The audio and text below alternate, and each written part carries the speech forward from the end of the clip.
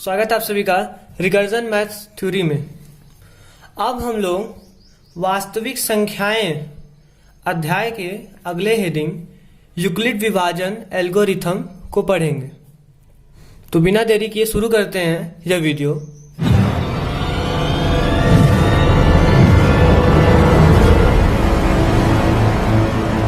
अब हम देखेंगे यूक्लिड विभाजन एल्गोरिथम को। यह शब्द जो दिया है एल्गोरिथम, इसका मतलब होता क्या है? पहले हम ये जानेंगे एल्गोरिथम का मतलब क्या होता है। एल्गोरिथम जो शब्द है वह 9वीं शताब्दी के एक फारस के गणितज्ञ थे, एक फारसी गणितज्ञ जिनका नाम था अल ख्वारिज्मी, उनके नाम से लिया गया है। ये जो एल्गोरिथम है, यह शब्द अल ख्वारिज्मी के नाम से लिया गया है एल्गोरिथम। इनकी लिखी हुई पुस्तक है एक हिसाब अल जबर। फारसी में शब्द में लिखा गया ये पुस्तक है हिसाब अल जबर। इस पुस्तक में से ही अलजेब्रा नामक चैप्टर को लिया गया है, हिसाब अल जबर के नामक पुस्तक, जिसको अल ख्वारिज्मी ने लिखा है। डिस्प्ले पे आपको उनकी फोटो दिख रही होगी, यही है अल ख्वारिज्मी, जिन्होंने कई पुस्तकों के बारे में अध्ययन किया, कई पुस्तकें लिखी, जिनकी यह महत्वपूर्ण पुस्तक है हिसाब अल जबर, जिसमें से अलजेब्रा को लिया गया है। और जो एल्गोरिथम है, एल्गोरिथम का मतलब होता है गणित के सवालों को हल करने की प्रणाली। गणित के सवालों को हल करने की प्रणाली। गणित के सवालों को हल करने की जो प्रणाली होती है वह एल्गोरिथम कहलाती है। फिर से जानिएगा, 9वीं शताब्दी के एक फारसी गणितज्ञ थे अल ख्वारिज्मी, जिनके नाम से एल्गोरिथम शब्द लिया गया था। और इनकी लिखित पुस्तक है हिसाब अल जबर, जिसमें से अलजेब्रा को लिया गया। ये बात हम लोग ध्यान देंगे। अब एल्गोरिथम का मतलब होता है गणित के सवालों को हल करने की प्रणाली। यूक्लिड विभाजन एल्गोरिथम की परिभाषा है या उसका मतलब है, इसका प्रयोग करके दो धनात्मक पूर्णांकों माना a तथा b जो है धन पूर्णांक है।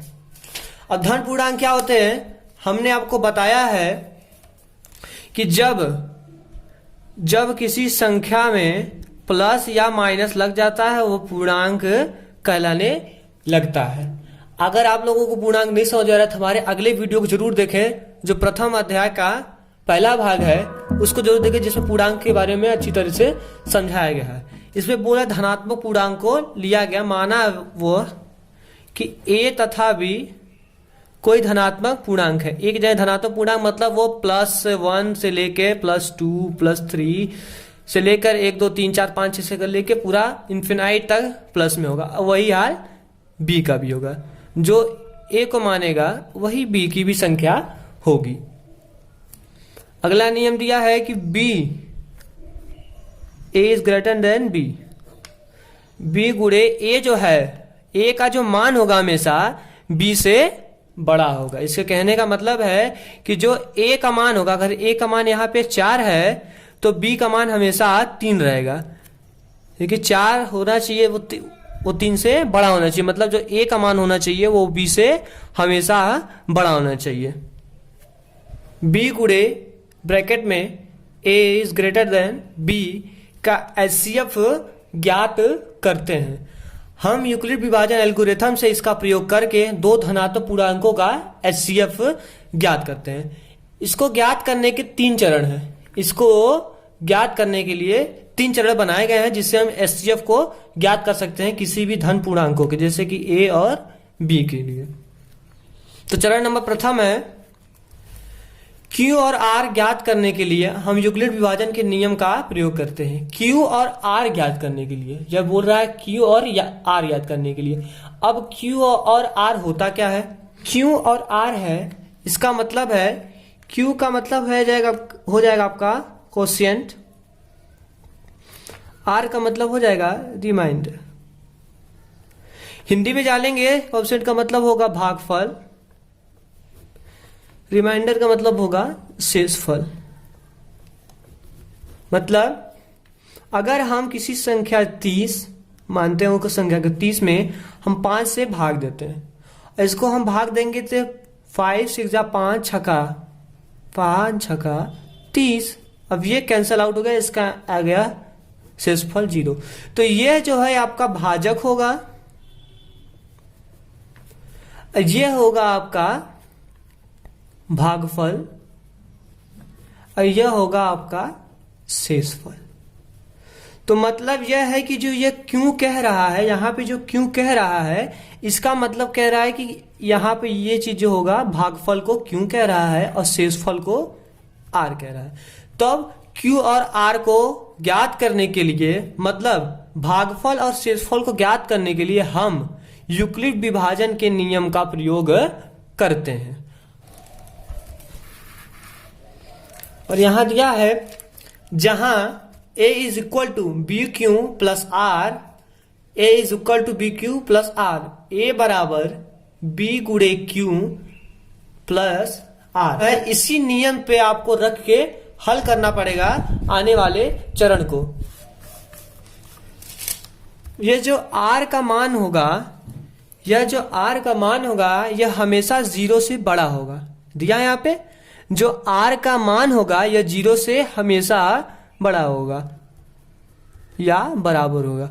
r का मान या तो 0 होना चाहिए या तो 0 से बड़ा, 1 2 या 3 या 4। r का मान कभी भी माइनस में हमारा नहीं होना चाहिए, नहीं तो ये इसका आंसर गलत हो जाएगा। लेकिन जो b का मान होगा वह b का मान r के मान से बड़ा होगा।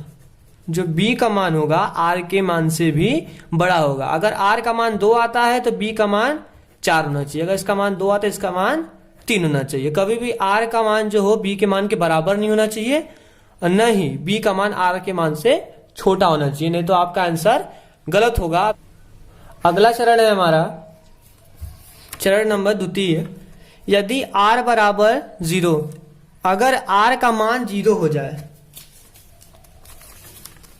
अगर r का मान 0 हो जाए तब HCF B है।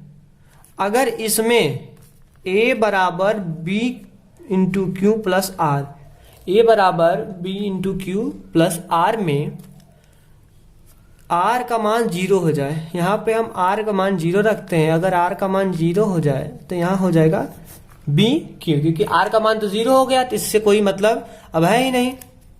तब बोल रहा है कि HCF B है, जो इसका B है वो इसका HCF होगा, B जो होगा इसका HCF होगा। लेकिन R बराबर अगर 0 नहीं है, अगर R बराबर 0 नहीं है तो B और R एक यूक्लिड नियम का प्रयोग नहीं करेंगे। ये B और R मतलब एक उदाहरण के साथ अभी हम समझते हैं। एक उदाहरण देखेंगे हम। इस उदाहरण का क्वेश्चन है 130 में 420 में भाग देना है। हमें चरण प्रथम में बोला है कि माना A तथा B एक धन पूर्णांक है बोला है। तो देखिए इसमें चरण नंबर प्रथम में दिया है माना A तथा B दो धनात्मक पूर्णांक है, तब हम लोग भी मानेंगे A तथा B एक धनात्मक पूर्णांक। तब माना A बराबर 420 और B बराबर 130। माना हम लोगों ने A बराबर 420 B बराबर 130 रख के 130 का भाग हम 420 में देते हैं। 130 का भाग हम 420 में देंगे तो 130 का भाग जब 3 बार देंगे 130 का भाग 3 बार देंगे हम तो आएगा हमारा 390। अब इसको जब हम माइनस करेंगे, घटाएंगे, तो यहाँ आंसर बचेगा 30। अब नियम ये लगाना है, एचसीएफ का नियम होता है, विगत कक्षा में आप लोग पढ़ चुके हैं कि इसका वापस से लाके इसमें भाग दिया जाता है। तो 30 का भाग हम देंगे 130 में। 30 का भाग जब हम 130 में देंगे तब 30 का जब 4 बार हम पहाड़ा पढ़ेंगे, 4 बार टेबल पढ़ेंगे तो हमारा आएगा 120। और जब इसको 130 में से 120 माइनस करेंगे तो हमारा आंसर आएगा 10। अब इस 30 को वापस लाके इसमें भाग दे देंगे, 10 तिहाई हो जाएगा हमारा 30। यह पूरा कैंसल आउट होगा, ये आ गया हमारा 0। अब इसको हम यूक्लिड के नियम पर कैसे रखेंगे, यूक्लिड के नियम पर कैसे रखेंगे, ये देखिए यहां पे नियम दिया हमारा a is equal to B q plus r. तो यहां देखेंगे a is equal to B q plus r. तो इसको कैसे सॉल्व करेंगे, यहां पे a का जो वैल्यू है 420 है, 420 रख दीजिए। अब b की जो वैल्यू है 130 है, 130 रख दीजिए। q की वैल्यू यहां पे 3 है और r की वैल्यू यहां पे 30 है। कैसे, फिर से देखिए आप लोग, a की वैल्यू हम माने थे 420, 420 लिख दिए। b की वैल्यू हम लोग माने थे 130, 130 लिख दिए। अब यहाँ पे 3 कहां से है, क्योंकि जो यहाँ पे q है, कोफिशिएंट है, भागफल है, ये हमारा 3 है, तो इसलिए 3 यहाँ पे हम लोग लिख दिए। अब रिमाइंडर शेषफल हमारा यहाँ पे 30 आया है, तो यहाँ पे हम लोग 30 लिख दिए। लेकिन तीसरा चरण में कह रहा है कि इस प्रक्रिया को तब तक जारी रखना है जब तक शेषफल शून्य नहीं आ जाए, क्योंकि अभी शेषफल हमारा शून्य नहीं आया है। पहला स्टेप हो गया। अब दूसरे प्रक्रिया करेंगे तो यहाँ पे आएगा। अब यहाँ पे a का जो मान है, यहाँ पे जो a का मान है वो 130 होगा, b का मान 30 होगा, q का मान 4 होगा और r का मान 10 होगा। फिर से देखिएगा, 130 जो है a का मान है 30, b का मान है 4, q का मान है और जो 10 है वो r का मान है। क्योंकि जो 30 है हमारा वो भाजक है, यहां लिख दिए। 4 भागफल है, भागफल के जगह पे q की जगह पे 4 रख दिया और शेषफल 10 है, तो 10 यहाँ पे हम लोग लिख दिए। अगला स्टेप करना है, तो यहाँ पे जो a की वैल्यू है 30 होगी, b की वैल्यू 10 होगी। अब देखिए जो कोफिशिएंट है यहाँ पे 3 लिख दीजिए। अब यहाँ पे हमारा शेषफल आ गया 0, शेषफल आ गया हमारा 0। तब यही इसमें बोला है इस प्रक्रिया को तब तक जारी रखिए जब तक शेषफल शून्य ना प्राप्त हो जाए। अब यहाँ हमें शेषफल शून्य प्राप्त हो गया। तब यहाँ देखिए क्या कहा है, यदि r बराबर 0 है तो यहाँ पे r का मान 0 आ गया। देखिए r का मान यहाँ पे 0 आ गया है, r बराबर 0 आ गया तो HCF b है। तब हम लिखेंगे तब HCF बराबर b, मतलब कि ये जो 10 है ये इसका हो जाएगा HCF। यही यूक्लिड के नियम में हमें प्रूव करना था। ये हो गया हमारा आंसर। आंसर प्राप्त हो गया। तो आपको बस ध्यान ये देना है कि हमको answer a is equal to B q plus r पे तब तक रखते जाना है जब तक r का मान 0 ना आ जाए। यही हमारा यूक्लिड विभाजन का एल्गोरिथम का नियम था। उम्मीद है आप लोगों को यह नियम समझ आया होगा। अगर ना समझ में आए तो हमें कमेंट में जरूर बताएं कि आपको क्या समझ नहीं आया, और उसे हम अगले वीडियो में आपको समझाने की पूरी कोशिश करेंगे। धन्यवाद।